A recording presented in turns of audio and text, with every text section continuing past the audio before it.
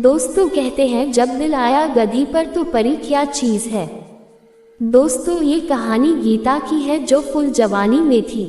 होता क्या है, उसकी नजरें एक साधु से लड़ गईं। वह साधु नहीं था, वो लवेरिया वाला साधु था। जवानी दीवानी होती है। गीता भी जवान थी, हसीन थी, खूबसूरत थी और उसकी इसी खूबसूरती पर साधु उस पर मर मिटा। गीता का जो गांव था उससे कुछ दूरी पर साधु की कुटिया थी, जहां वह साधु और गीता रोमांस किया करते थे। इसकी झोपड़ी के करीब ही एक नदी बहती थी। गीता हर रोज देर रात में जब पूरा गांव नींद की गहराई में होता था, तो गीता उस टाइम चुपचाप उठकर साधु की झोपड़ी में चली जाती और कई घंटे वहां रात बिताकर लौटती थी। गीता और साधु का ये प्रेम मिलन कई महीनों तक चलता रहा। किसी को इसकी खबर नहीं थी।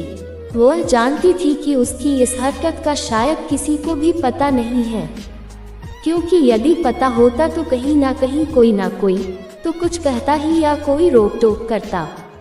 मगर अब तक उनका प्यार सातवें आसमान पर था। दोस्तों पूरी कहानी को सुन के जाना और देखना गीता और साधु का क्या अंजाम होता है। गीता और साधु की यह रासलीला चलती रही। वह गांव में भिक्षा मांगने आता ही था। अगर कुछ कहना होता तो वहीं पर कह जाता। उसका खाना वह स्वयं ले जाया करती थी, उसे स्वयं हाथों से खिलाती भी थी। गीता साधु को जी जान से चाहती थी, लेकिन उसके घर वालों ने उसकी शादी तय कर दी। हो सकता है कि उन्हें गीता और साधु के मिलन पर शक हो गया हो या किसी ने उनसे शिकायत कर दी हो। उस साधु से गीता का पीछा छुड़ाने का और कोई तरीका नहीं था। ये सबसे अच्छा तरीका था कि विवाह होने के बाद वह अपनी ससुराल चली जाएगी और उनका मिलन बंद हो जाएगा। इसलिए गीता के घर वालों ने उसकी शादी तय कर दी और कुछ दिन बाद गीता की शादी हो जाती है। 10 दिन बाद जब वह अपनी ससुराल से वापस आई तो साधु से मिलने गई। साधु ने गीता के कई झापड़ लगाए और काफी बुरा भला भी कहा। उस कामी साधु ने यहाँ तक कहा कि अपने पति को छोड़कर क्यों नहीं आ गई। जैसे तैसे गीता ने अपने प्रेमी को खुश किया। मर्द या चरित्र के आगे तो मात ही खा जाता है, सो वह भी खा गया। गीता का फिर वही क्रियाकर्म चालू हो गया और अब रोज रात को जाती फुल एंजॉय करती जितना वो कर सकती। कुछ दिनों बाद उसका पति उसे लेने के लिए आ जाता है। उसके पति प्रकाश के साथ उसके परिवार के और लोग भी थे, एक दो शायद उसके मित्र भी थे। रात्रि में काफी देर तक खाने पीने का क्रम चलता रहा। गीता को रात में 12 बजे के बाद समय मिला, तब वह अपने प्रेमी का खाना लेकर चल दी। जब वह घर से बाहर जा रही थी उस समय उसका पति प्रकाश जाग रहा था। उसने जब गीता को अर्धरात्रि के समय जाते देखा तो उसे आश्चर्य हुआ और वह भी उठकर उसके पीछे पीछे चल दिया। गीता काफी तेज चाल चलती हुई उस साधु की झोपड़ी पर पहुंची। गीता ने खाना रख दिया। तभी वह साधु बोलता है, तू अब तक कहाँ थी? मैं भूखा मर रहा हूँ। तेरी राह देखते देखते मेरी आंखें भी पथरा गईं। देर हो जाने की वजह से साधु ने गीता को तेज स्वर में डांटने लगा।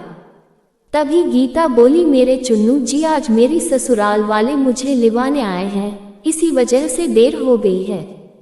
साधु ने ये सुन के गीता के 2-3 झापड़ जड़ दिए और कहा, तू तो चली जाएगी, उसके बाद मेरा क्या होगा? मैं तो तेरे बिगड़ कुछ भी ना हूँ, तू तो मेरी जान है, नहीं तो मैं भी नहीं। ये सुन के गीता शर्मा जाती है और बोलती है, इतना प्यार करते हो मेरे चुन्नू जी? तभी गीता बोलती है, चलो बात छोड़ो और अपनी गाड़ी चलाना शुरू करो। मगर आज साधु चुप था। तभी गीता बोली, तुम फिक्र क्यों कर रहे हो चुन्नू जी, मैं जल्दी ही वापस आ जाऊंगी। तभी साधु बोलता है, तुम कल मत जाना, परसों चली जाना, तुम्हारे बिना मैं कैसे रहूंगा? फिक्र ना करो मेरे देवता, यदि संभव हुआ तो मैं कल रुक जाऊंगी और उसके बाद यदि मैं ज्यादा दिन तक ना आ पाई तो तुम वहां आ जाना। मैं किसी ना किसी बहाने तुमसे मिलने आती रहूंगी। तभी जोश में गीता के चुन्नू ने कहा, हाँ ये ठीक रहेगा, मैं वहीं आ जाऊंगा। फिर तुम्हें यहाँ नहीं आना पड़ेगा और हमारा मिलन वही होता रहेगा। गीता का पति झोपड़ी के पीछे खड़ा हुआ सब सुन रहा था, सब देख रहा था। उसकी आंखों में खून उतर आया था। उसके जी में आ रहा था कि उसी समय उन दोनों को जान से मार दे, मगर ना जाने क्या सोचकर वहां से चला आया और आकर चुपचाप अपने बिस्तर पर लेट गया। दूसरे दिन प्रकाश ने जानबूझकर जाने का प्रोग्राम कैंसिल कर दिया। ये जानकर कि जाने का प्रोग्राम कैंसिल हो गया, गीता बहुत प्रसन्न हुई, लेकिन उसने अपनी प्रसन्नता पति पर या घर के किसी अन्य सदस्य पर जाहिर नहीं की। दूसरे दिन रात्रि में भोजन करने के बाद प्रकाश चुपचाप वहां से चला गया। वो वहां से तेज तेज चलता हुआ उस साधु की झोपड़ी पर आया। उसने वहां जाकर साधु चुन्नू जी का अंत कर दिया और फिर वह वहीं पर खड़े एक पेड़ पर चढ़ गया। वह अपने आप को पत्तों में छुपाए हुए था। करीब 1 घंटे बाद उसकी पत्नी गीता वहां आ गई। वह एक हाथ में थाल में साधु के लिए भोजन लिए हुए थी। उसने दुल्हन की तरह श्रृंगार कर रखा था। गीता चुन्नू की झोपड़ी में पहुंची तो उसने वहां जाकर चुन्नू को मृत पाया। चुन्नू की यह हालत देखकर गीता की जो हालत हुई वह देखने लायक थी। उसने वही पास में पड़ा हुआ चाकू उठा लिया था और नदी किनारे पर इधर से उधर तक दौड़ती फिर रही थी और सोच रही थी कि कत्ल करने वाला उसे मिल जाता तो वह उसके टुकड़े टुकड़े यही कर डालती। प्रेम और विरह की अग्नि ने उसके तन बदन में आग लगा रखी थी। उसने नदी के किनारे पर इधर से उधर कई चक्कर काटे और जब कोई नजर न आया तो चाकू को वहीं पर डालकर लकड़ियां इकट्ठी करने लगी।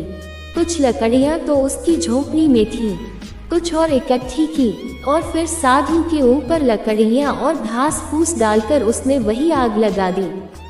चुन्नू की चिता जलने लगी। जब चिता खूब धू धू कर जलने लगी तो वह थकी सी कदमों से अपने घर की ओर चल दी।